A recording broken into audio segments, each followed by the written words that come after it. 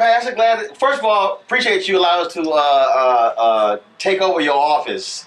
You normally don't have all these cameras and lights and everything in here, but appreciate it. They told me who needed it. I knew I needed to get out of the way because I know you're going to get what you want, so I need to get out of the way. Well, we went to the first room. I was like, this is a little small. Yeah, I could hear you saying it. When they told me, I heard your voice in my head. I knew exactly what was happening. So what happened, my staff called me and they said, hey, you need to swing by and take a look at the room they have. They said, can you get here by 3 o'clock? I was like, I said, send me a photo. They sent me a photo. I said, I'll be there in 15 minutes. And so we came in, so I was like, yeah, I said, so I had to walk them through in terms of what the vision was, how he wanted to do it. So, but it worked out. First of all, we met the sister who did the design and all. She came by yesterday. Yeah. So she loved the lights that we added and stuff like that. So yeah. She's our assistant pastor's wife. She's amazing. She redid this whole space, and we just finished it. Okay. So I'm glad that you guys love it. Oh yeah. No, absolutely. No, when your assistant walked us in, I was like, yeah, we're gonna shoot it. Yeah, we're gonna shoot it. Glad you're here. Absolutely. Well, then first she told me, she said, you've been on the road so much. Oh my goodness. Yeah. So actually, we were going to record it here. Okay. And but you want to be gracious to the people who come in the house. So I went to a studio and did in the studio what I was going to do here. Worked out fine. You got done what you need to get done. Yes, sir. I got done what I need to get done. And good thing I wasn't here because I would have been pastor and I'd have been looking around. I would have had the audio people like, you see that camera right there? Get a picture of that. You see that? So it was good that I wasn't here. Because being here would have cost me $1 million. No, it wouldn't cost you $1 million, but close to it. It's a couple. No, not close. It's a couple dollars that was spent. Yeah, it's a couple dollars. You guys do it on the next level. That's the only way. Yeah. So let's talk about, first of all, now y'all got a whole lot going on. You got construction all going on around here. Yeah. So that means there's growth happening. Yeah, well, growth and a little strategy. So this is what I thought. So COVID came, and obviously we shut down like everybody else. Right.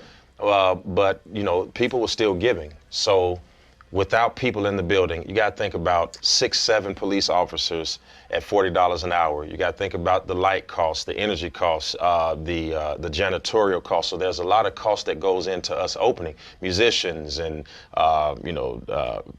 all of that. Right. So what we did was, not being in the house, we took everything that we would normally spend on a Sunday and we banked it.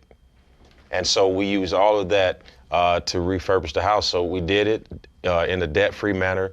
We're building a dream center on the south side of the building. It's about 40,000 square feet. It's totally for the community, for kids, basketball, hockey. You can do anything in there. Mm-hmm. And then obviously we had to add some parking spaces because we increased the sanctuary size by 700 plus overflow by 1,400. So it was all out of necessity. But I remember driving down the street, Roland, and trying to figure out how we were going to pay for it. And I thought, use the cost. Use the cost. Mm-hmm. So we did it, and here we are. So I think what I've said this numerous times. I think what COVID did, obviously it forced everybody to reassess. Yeah.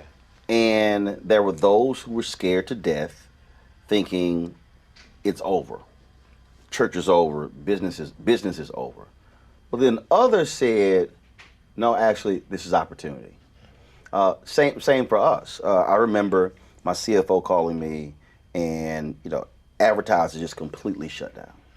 And so it was April 2nd, and I said, look, let me think about it, pray on it for the next 48 hours.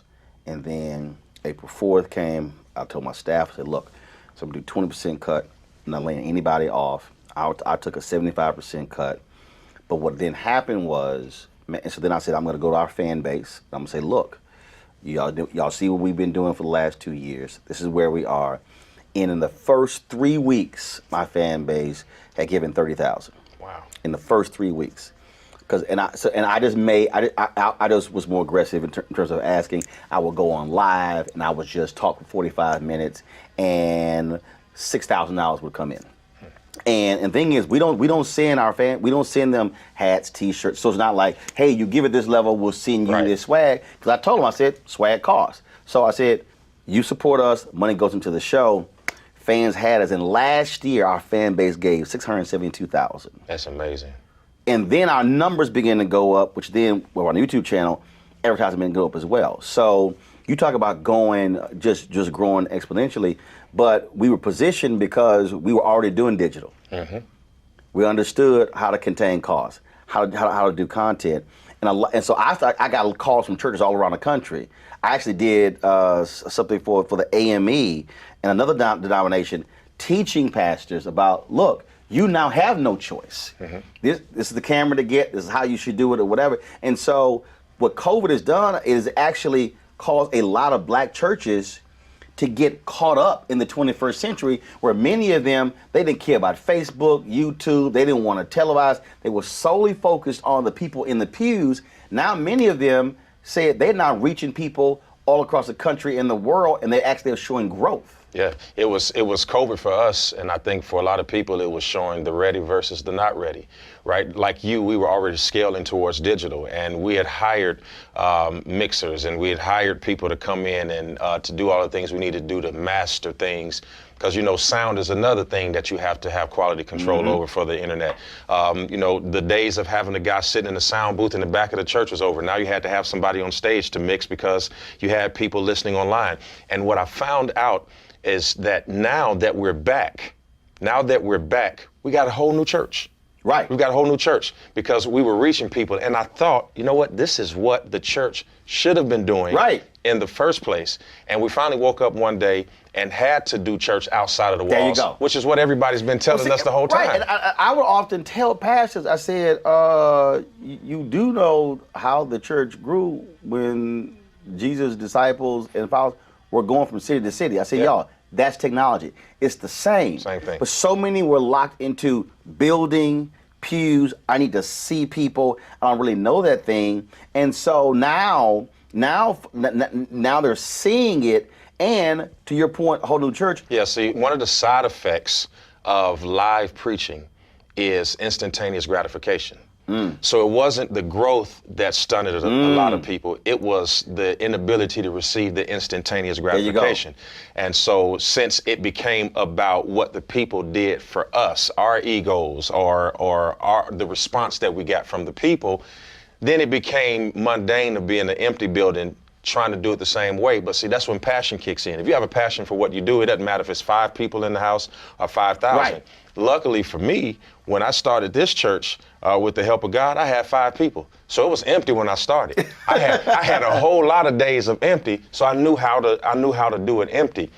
The greatest thing about COVID for us is that the people of our ministry recognized how much they did not need my presence in order for our church to flourish. We got so many small groups now. We got so many small group leaders. We have people hosting watch parties in homes. We have people in Miami. We have people in Africa. We have people in New York, California, Atlanta, all over the nation, yet the world, who are now sitting in rooms, still watching our services in front of television sets. And now we're actually doing the Great Commission. So, you know, COVID may have been a pandemic, but it was the best opportunity for a lot of businesses, not just the church. Right. You know, there's so many businesses that are scaling right now because, you know, this tragedy was the necessity. It was the necessary evil we needed for invention. And so a lot of things have come out of this. And the truth is, I think that the return for us is going to be dual. Some people think that it's over, that church as it is the way it is now, mostly online, few sprinkled people in the house. I don't believe it. I agree, because I think what folks, again, when you talk about old way, it was, this is the only way you need to receive this, and that was the only way. It wasn't taking into account how people's lives have changed. I would often, when I was in Chicago, I would tell Reverend James Meeks, the second week in May, City of Hope, I'll see you in September. Yeah. He's like, what? Because events I was covering or speeches, I was literally gone every weekend from May through September. Maybe 2 weekends, maybe once a month I was actually in town. But that Saturday and Sunday, I was gone. Or if I was coming back, I was coming back on a Sunday, so I wasn't at church. And so it's understanding how people's lifestyles have changed. We now working 24 hours, meaning there are people who are working morning shift, midday, night shift, and how do you reach them? And so the church has had to adjust to the people, and which it all boils down to, how do you reach the people? Yeah, and that's what we're supposed to always been doing. I've got a member of our church right now. He's a oil exec. He said, Pastor, I love you. He said, but I'm not sure I'm ever going to come back in person. Now, he still gives, still calls me, still checks on me. He said, I just want you to think about this. I live an hour away. Church starts at 9 o'clock and then again at 11. I like the 9. So that means I've got to get up at 6. Right. Okay. Then I've got to drive the hour. I got to wait on my wife because she's late. This is him telling me, right? Then he says, I get there, and then I got to get to the parking lot a half hour early because of all of that. Then I sit in the church. We're there an hour and a half, 2 hours. Then I got to get back in the car and drive. By the time I get home, it's 3 o'clock. He said, but now? That's 9 hours. That's 9 hours. It's a whole day. Right. He said, but now I wake up. I put some pants on so that I'm not offensive. He says, I turn you on the television. Right about 15 minutes early, I get everybody in the house at the table. We eat breakfast, we pray, we watch the service, and then we go about our day. And it saved him a tremendous amount of time.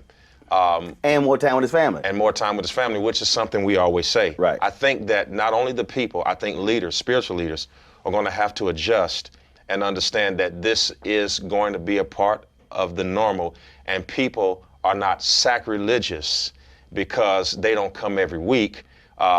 Because they were not sacrilegious when we couldn't open. Mm-hmm. And so now we have to understand that there's a new normal and that we have to have the church open for those who decide to come, and we have to have the outreach portion via the internet for those who decide not to, and accept both of those as viable realities. No, absolutely, absolutely. And it's interesting when you talked about having these groups in different cities. I've talked to other pastors who now, when they do travel, they are now connecting with people who say, oh, I watch every Sunday. I watch your Bible study. Folks who before it would have never actually done that unless that pastor came to a city for a revival or an event at their particular church. And when you open, those people are now, they feel safe to travel. We had church Sunday. People are saying, oh, I came from Mississippi. I came from Alabama. Wow. I came from New Orleans. I came from here. Because now that we're open, they want to see what they've watched for the last 2 years. Right. So we have an opportunity to do national ministry in a way in this time than ever before. I just thank God for COVID. I hate the lives lost. I hate the malpractice, if you will, by certain government officials, because we know there's blame to be placed everywhere. I hate how it became political. I hated to see the bodies in the morgues. I hated to see people suffering in the hospital and family members couldn't come in and see them. But in every dark night, the sun still shines behind that cloud. And I believe that the church has to be ready because, Roland, you remember 9/11 came. Mm-hmm. And when those planes went into those towers, everybody named Mama they were in church that evening. And there will come a time, something will happen where people will run back to the local assembly, and we have to be ready. Just like the prodigal son's father was, they may have gone astray, right? But when they decide to come home, we got to be there with open arms. When we talk about outreach, that's one of the things we talk. That's why when I talk to gospel artists, when I was talking to Carr, he was talking about being in Japan. This guy couldn't speak English. He knew all the words to his songs. This McDonald's tour, this gospel, this inspiration tour, traveling to multiple cities. Now in his 15th year, same thing. How do you reach people in a different way, raising money for Ronald McDonald House, but also at the same time spreading the word, connecting with people, connecting with community, and that's really what the body of Christ is supposed to be about. How do you connect community? It's not just you. Yeah, you remember Paul says that we should take the Lord's Supper, and as often as you do it in remembrance of me. Now, I grew up in an old school Baptist church, True Life Missionary Baptist Church, 2323 West 11th Avenue, Gary, Indiana, where the Reverend Dr. Cato Brooks Jr. was the pastor. We had the calculation board on the wall that told us It was 30 people in Sunday school, and we raised $130. I remember those days. Right up front was a communion table. Do this in remembrance of me. All of my life, I thought that we were supposed to remember him psychologically. Upon further research and study, I realized that that word remember didn't mean psychological. So, give an example. If a person loses an arm, loses a finger, loses a leg, it's called being dismembered. So when the Bible says that do this in remembrance of me, he's actually saying that every time we do it, we should come together. We should remember. That's why we're members of the church. The entire efficacy of the church is about gathering, coming together, in spite of socioeconomic status, in spite of titles, in spite of color, in spite of regime or denomination.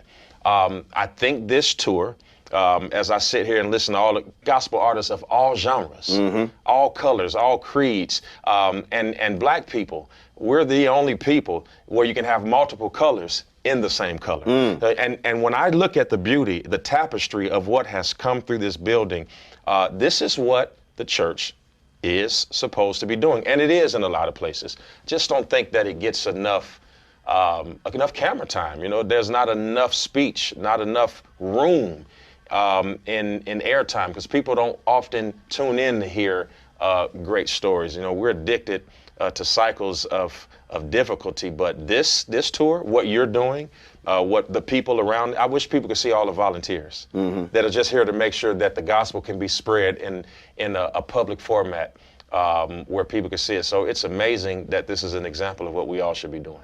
Well, and I think that when we talk about technology, when we talk about how you use it, that still is the most important thing. Yeah. How can I had somebody come up to me, this was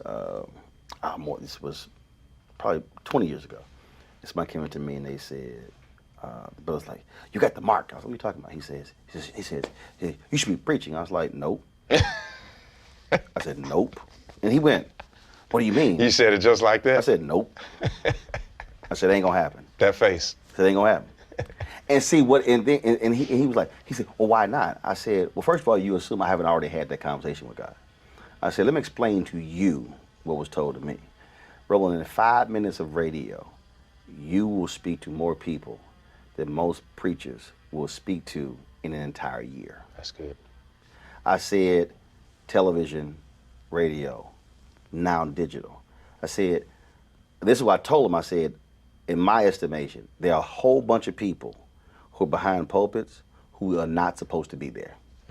I said, you have defined ministry solely as somebody has to preach. I said, that's part of the problem. It's a bunch of people who are operating outside of their lane. I said, because they think this is what I'm supposed to do, when in fact, I said, no.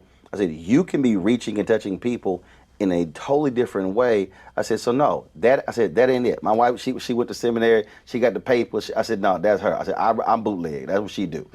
You know, but he was just shocked that I said that, not understand. I said, no. I said, that's exactly what God told me. He said, no, I got enough people doing that. He said, but I ain't got as many doing this. Yeah, I agree with you. I think that we need ministry-minded people who are CEOs of Fortune 500 companies. I think we need ministry-minded people doing syndicated radio. I think we need ministry-minded people in space programs, leading STEAM and STEAM programs, more principals, police officers, politicians, because the ministry isn't relegated to the local assembly. And I think you're absolutely right. You reach more people in a 5-minute segment than most preachers will reach in a year, some yet in a lifetime. The other space, I think, is that pastors like myself and others who have an opportunity to share those type of platforms with you should take our message to people like you to propagate that message in our presence and our absence. Right. And teach some of us to stay where we belong and not always trying to get where we want to be. Right. Because there are a lot on television that should be just behind the pulpit. Same thing. It goes both ways. Same thing. Absolutely. It was so fun. It was so funny when Jack and I got married. We had to go to a counseling session we got married at my parents' church. It was a Methodist church in Houston, and we were sitting there having a conversation with the pastor, and we ended up talking about mega churches and other churches, and he said, well, I got to figure out what I'm doing wrong. I said, hold up. I said, I'm sorry, didn't you just tell us when you got here, y'all, they had about 700-800 members, and they couldn't meet their budget, and half of them left, and you're exceeding your budget? I said, maybe the problem is you ain't supposed to have a mega church. And so looked at me, and it was so he's supposed to be a marital counseling session that flipped. And you start talking to him. Well, I start talking to him. But my whole point was, if you are in search of that, then you're not actually doing what you're supposed to do. I said, not everybody is designed to do that.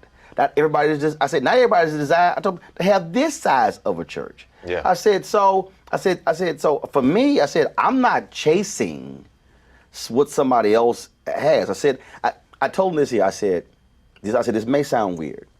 I said, but we have to learn to be content and ambitious at the same time. That's good. I said, so if I never get beyond where I am, I'm thankful to God what I have. I said, but it doesn't mean that I'm not ambitious and working to build.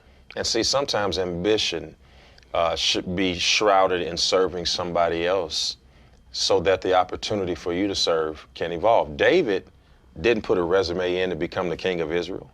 He served the current king, and by default, and the oil being transferred from Saul to him, he is now the people's king. Right. But when he became king, he was first king over Judah. Then Israel, because it has to happen in stages. He was king over Judah for 7 years before he was ever the king of Israel for the next 33. That's the combination of the 40. I think that most people are offended by the fact that people will tell them that maybe they should be okay with the local assembly. Right. I say it to singers all the time. Every time a singer can sing, they automatically think that means that they should tour. Some voices are called for the house. You can tear a church up, but nobody will buy the album, and that's okay.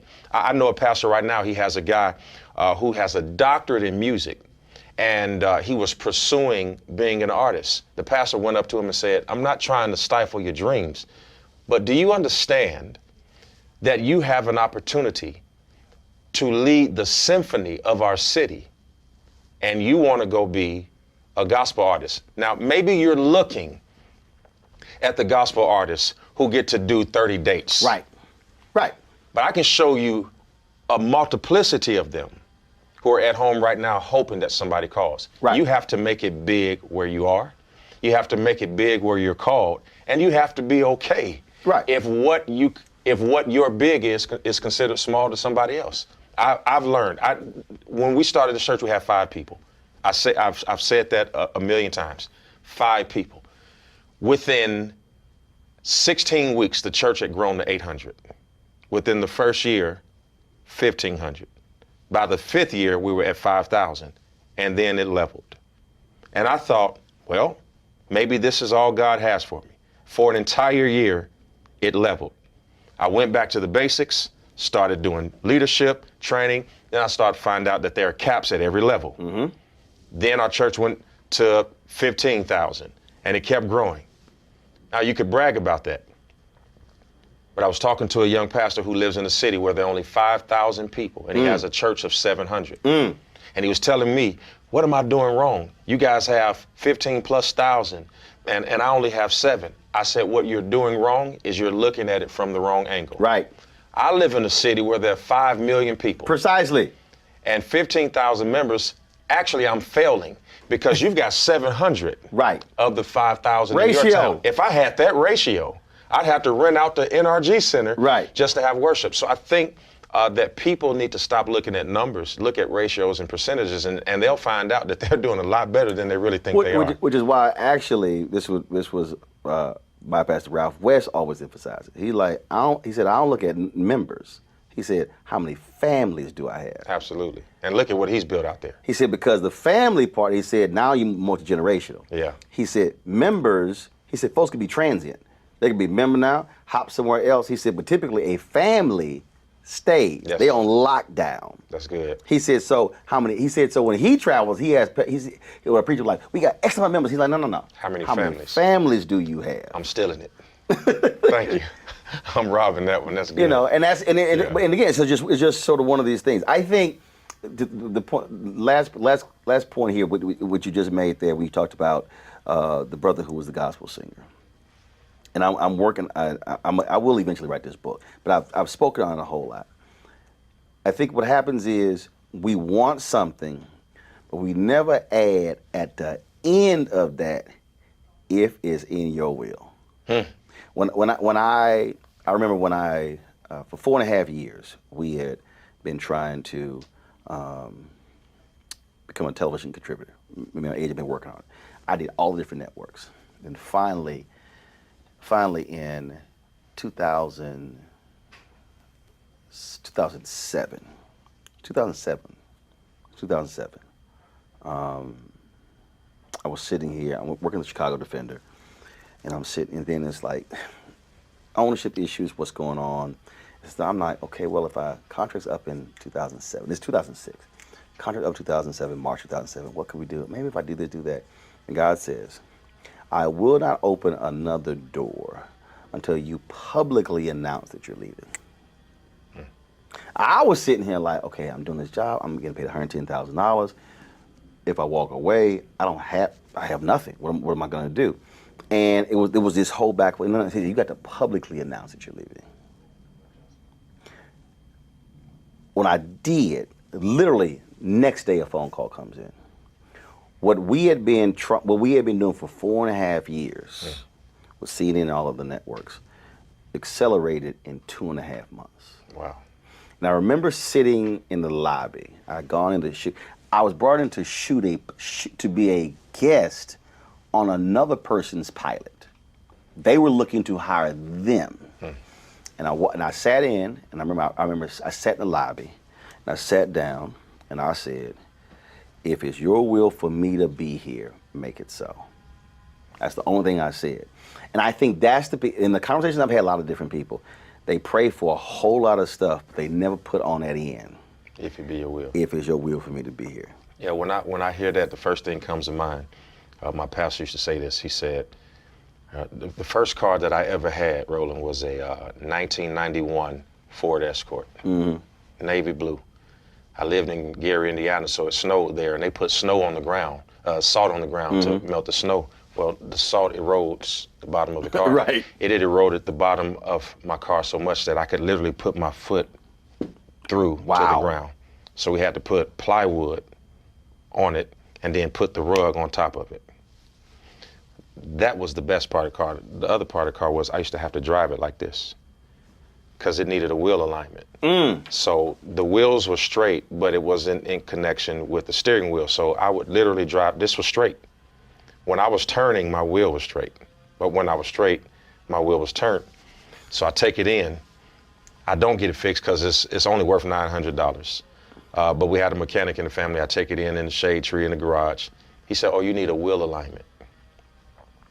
When you say that about it being God's will, most people need a WILL, a will alignment. You have to make sure that God's will and your will are in lockstep, because you don't want to be like this and God is like that. You want to make sure. Jesus said it on the cross, Lord, if it is your will, let this bitter cup pass me by. Nevertheless, not my will, but thy will be done. There is nothing wrong with letting God know what you desire, but you have to also say, if your destiny for me is not the desire I have for myself, nevertheless, not my will, but thy will be done. See, that's why when people say, and I've had this conversation with a lot of entrepreneurs, God will give the desires of your heart. I said, first of all, you're making the assumption that that's his will. I said, what that really says is, okay, so if you want to be that hard-headed, I'm going to let that thing happen. I didn't bless it. It's not my will, but that's the desires of your heart. That's free will. Then when it fails, they sitting there. I don't understand what happened. Yeah. God, what happened? That was the desires of your heart. Yeah. That's Israel. Allowed to happen. You asked for Saul. I'll give you him. Right. And then you got mad. You're like, no, hold up. No. Yeah. Y'all said y'all wanted a king. I told you ain't need one. Absolutely. So I gave you one. Oh, you mad at the one I gave? The one that rose up. No, y'all want the tallest and the handsomest. Yeah. Oh, you got everything. That's why I had this huge argument with this sister because she like, my man got to be 6 feet tall. I said, so if a really, really good 5'9" brother came along, and she's like, why you wishing that on me? I said, no. I said, let's have this conversation. Since you want to have it. I said, she want to have it. I said, so you like, he's got to be 6 feet. I said, so has it dawned on you why you do not have a man up to this point? I said, has it ever occurred to you who you may have passed up, who was sent your way, who didn't meet your specifications? Oh man, we had a vigorous back and forth. Yeah. But I just want to get her to understand. I'm like, no, that's the same thing. You wanted to look like this. You wanted to, and I've seen it many times. Folks like, I want the house to be this way. I want the car to be this. I want it to be this. And she's like, okay, all right. You go ahead and get it. Then it's like, well, I'm still making these payments. No, you said you wanted that car. Yeah, because people look at what they want, overlooking what it takes to keep what they're asking to get, or what it costs them to get what they're asking for. The only reason why Israel wanted a king is because they saw everybody else with one. But they didn't ask anybody else what it was like to have a king. Right. And so, whoever that young lady is, I've heard those conversations about I want it to look like this, I want it to look like that. From brothers too. And absolutely. More brothers than sisters.